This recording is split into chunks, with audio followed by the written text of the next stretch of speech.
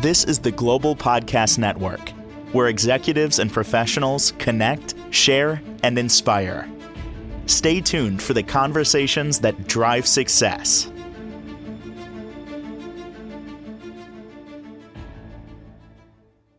Why don't you take a moment and think about the way you respond. I didn't use the word react, the way you respond to different search situations in your life. Have you ever thought about why you do that? You know, when somebody says something to you and you react a certain way, and then you think back, it's like, well, why did I say that? Maybe I regret that. There are reasons for that. And to uncover the reason, there's hypnotherapy. We're going to talk about that today and how that can support you and literally change your life, rewire the way you think. And she's got some deep insight on that as a certified clinical hypnotherapist. And it's always great having her on here. We get a lot of insight. Becky Waters is back on the program. How are you today? Great. I'm great. Glad to be here again. Thank you. It's good to have you back here. And this situation came that I'm describing from a phone call with a friend earlier this morning. And something happened at work and he reacted.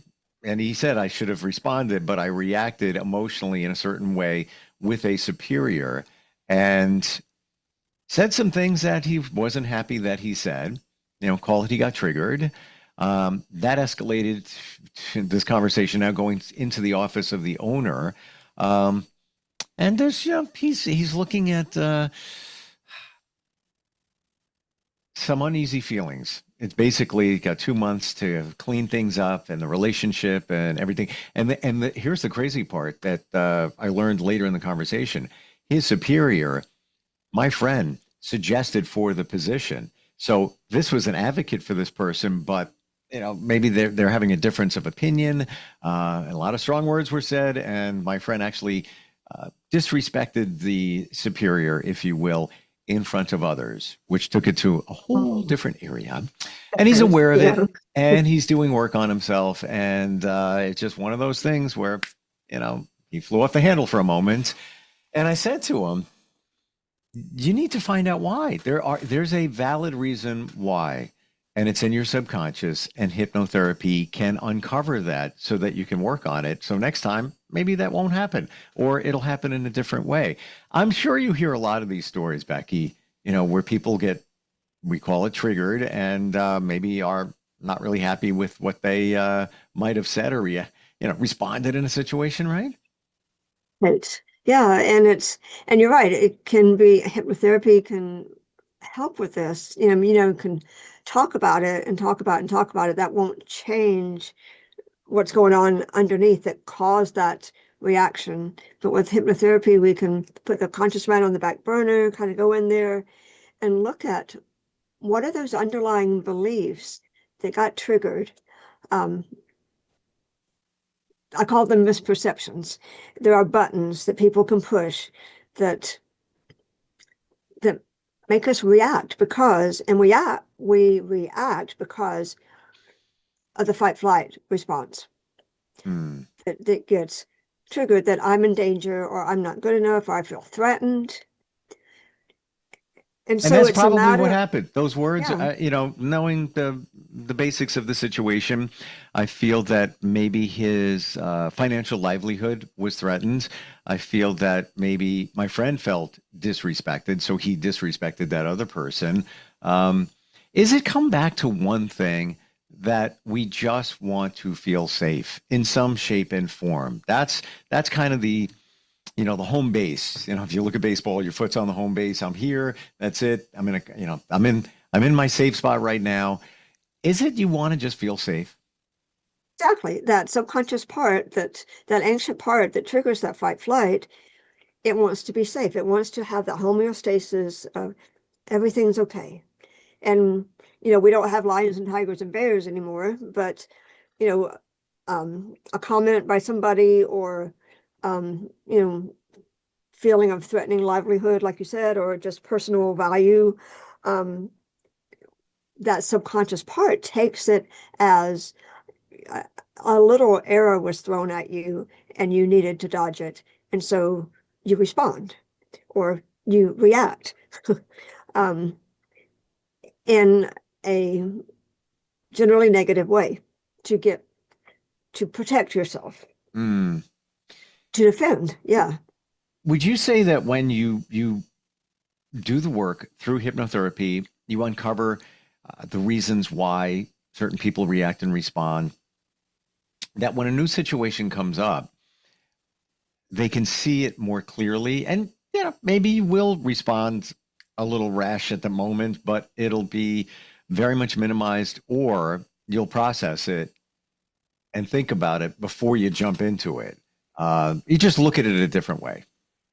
Yeah. Well, so the first, there's two parts. The first thing is looking at what meaning did you give that statement, for example, whatever the boss said, what meaning did you give it? And we respond from that meaning. And if it's a threatening kind of meaning that we give it, we need to change that meaning. And the response itself is a habit. Habit of, this is what it means. It means something negative, so I got to defend myself. And so we change the meaning, and then, build awareness that that's what's going on. Mm. And then we work to change the habit, like taking a breath before you respond. I remember my mom used to say, count to 10 before you say anything. There's a Mm. reason for that. I'm learning that more in life now, and I put it through this filter, and this is the filter for texts, emails, verbal, all of it, and I call it the three filter. Is it kind? Is it necessary? Is it true? And it has to meet all of those before you react. Yeah. Is it kind? Is it And necessary? Is it true? right. And from at that point, when you look at that, and the first thing I say is, I always say, ask, is this true? And usually, it's either not or you don't know. But when Mm. you stop and kind of analyze it, bring it to the neocortex, it changes it so that you do respond rather than automatically react. Mm. And it's so interesting. If it is true, like in his situation, I don't know the full details, but it seemed that it was the way things are being run, and it had something to do with his financial situation. So that may be true. Was it necessary for him to fly off the handle, use a couple of words, and do it in front of other people? I'd have to say no. And Yeah. was it kind? I have to say no. Mm. There's other ways you could have handled it, close the door, maybe in a stern way to get your point across, whatever it might be.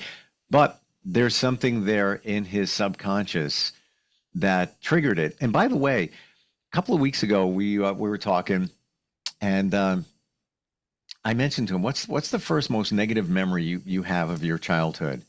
The first one. What is it? He had trouble with that, and he actually talked to his parents and those close to him and started writing down this whole thing about his childhood, because there's parts of it that aren't really clear for him. That being said, as we've learned here, that a lot of this comes from your childhood, the way you act now. So hypnotherapy, would you say that would help in terms of answering those questions?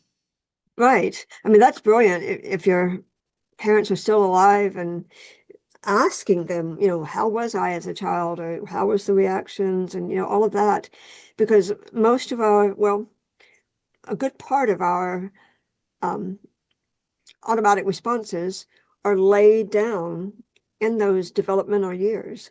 Mm. Yeah, and it's it can be subjectionable, because if I have a twin sister. If you ask her questions and then ask me questions, we will have different views. Like she Exactly. said before, Mom used to do this for you and used to do that. I'm like, what are you talking about? Like, you're just being mom. I don't remember these little things. Yeah, we view it in different ways, but it really comes down to what you internalized in your upbringing Not Yeah. the, not talking just about the way your parents treated you. It's just, the way you reacted, the way you, the way you seriously internalized, and it all comes from your childhood. Do you have a lot of aha moments, Becky, when you work with people where they're under hypnosis or just come out of it and just realize, like, oh my gosh, I didn't know? A lot of that happens as we're talking, um, and there are different um, strategies in the cognitive part of the session where we're using, techniques, hypnotic type techniques, um, or a lot of doing EFT or art therapy, Hmm. just different techniques that help kind of get under the hood a little bit. And then we take that into hypnosis and build imagery around that and open up that subconscious mind. And ahas do happen there as well because they're kind of seated in what we've talked about before and then go into the subconscious to kind of work with that and kind of play with it and deepen it. Hmm. So you've uncovered something. Let's say in his, and this is very hypothetical, but let's say in his situation, he reacts emotionally in certain situations where maybe his livelihood feels threatened, his reputation, whatever it might be. Let's say that goes back to a situation in his childhood where he felt he wasn't heard. Maybe his parents didn't hear him, whatever it might be. You identify that under hypnotherapy. Now, how do you change that for a better outcome next time? So, the great thing about the subconscious mind is that it doesn't know past, present, future, and it doesn't know real or make believe. So, uncovering that, we would go back and imagine being in that early stage and um, or and having it play out the way you wanted it to. Or perhaps, there's a real life situation where you realize that was um, the underlying thing and imagining that happening the way you wanted it to. For you personally, what came up for you? Back in the day when this whole journey started with hypnotherapy, is there anything that you can share that was kind of an aha moment, or you changed the way you act now based on stuff that happened in your past? I think we all come here with 2 to 3, 4 things that we're to work on. Hmm. And you can tell what they are by looking at your past, the patterns and things. And one of my strong ones was um, not feeling wanted. I was adopted at 15 months old, and then had they had a biological younger sister, and I always felt like I always introduced her as the real thing. And so it always felt like 3 against 1.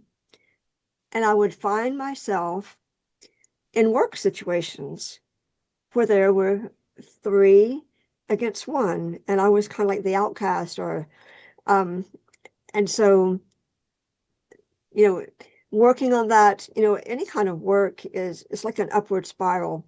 You work on it, and then you go out in life and you practice it, and then something else comes up, but it's at a different level this time, because there's different perspective. It's like peeling an onion. And so you just keep working on it. It gets less and less. There's less reaction. Um, and just part of it is, that inner programming of I am wanted. I am enough. I am loved. Hmm. Just over and over, layers and layers of it. Because it's a process. I might have asked you this before, but if not, I just think it's an important point, and I always wonder about it. Does your subconscious always look for proof of these things? So I'm not good enough. That's kind of fundamental for most of us. as I understand. Like in some way, Yeah. we've got that. Hmm. Whatever it might be. You may think that you're not good enough at what you do, or you're just not good enough for a relationship, whatever it is. Hmm. As life goes on from childhood, and that's where that was put in there, the I'm not good enough somehow. Are you always looking, is your subconscious always looking for proof to back up that garbage, so to speak? Yes. Hmm. Yes. And, early in childhood, we're making decisions. And so we decide, I'm not good enough, or I have to do this to be loved, or, whatever the personal I happens to be. And, um, and so that reticular activating system in the brain filters because, we're getting in millions of bits of information in the subconscious mind. And so there's that filter, and that filter is about what our beliefs are, what our values are. Um, and that's what it looks for. Hmm. And so whatever you believe, you're right, because we live the life that the subconscious mind believes in. I've heard it before, but you said it again, and it's always uncomfortable realizing this, that the subconscious doesn't know whether it was then or now, and doesn't really know good to bad. It just does what it thinks it should be doing. Um, so really, it thinks you're a kid again. when you're It doesn't know. It Yeah. doesn't know. It's kind of fascinating, but kind of weird and scary at the same time. Yeah. And if whatever memory you have, if you bring up a memory from childhood that, still has a little bit of, kind of, it thinks it's happening now because all it knows is what you think about. And the more you think about something, if this negative situation, it's like, there it goes again. Yeah, there, that happened again. It's making those neural pathways stronger each time you think about it. And all it knows is how much time you give to this thought and these feelings. And it just wants to keep things the same. That's, pinnacle point right there.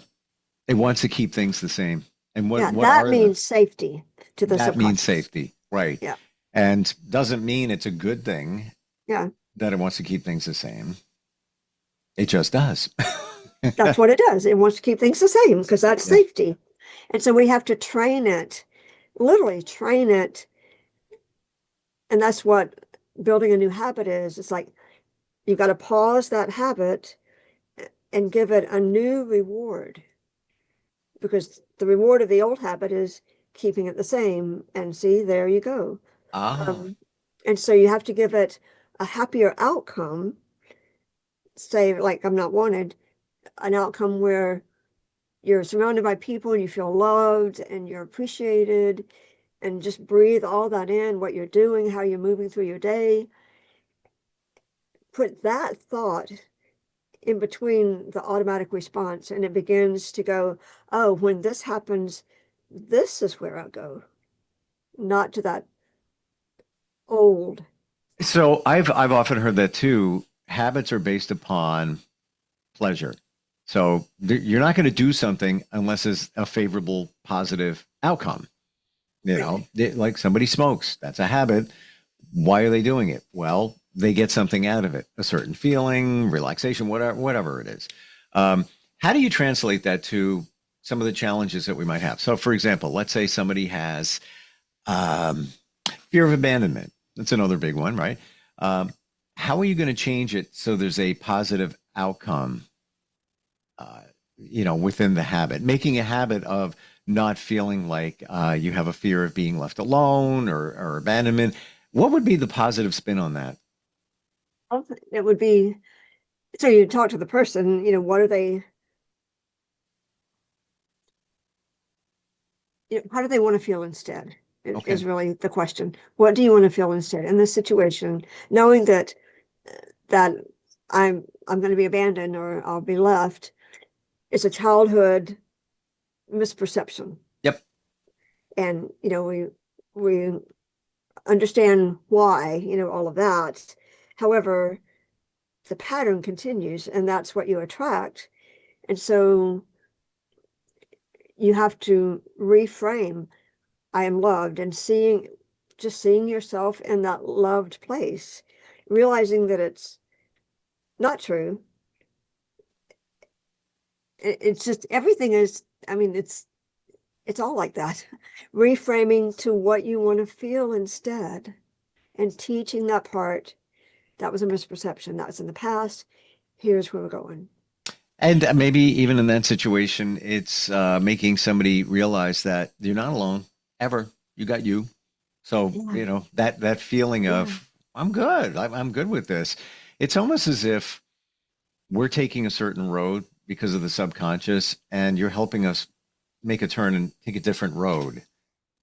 That's a better supports us, if you will. Um, yeah, it's pretty amazing when you figure these things out. But And then you have to practice it though. well, yeah, Because just one realization is not gonna do it. and it's You amazing gotta how actually, that abandonment thing that could have come by.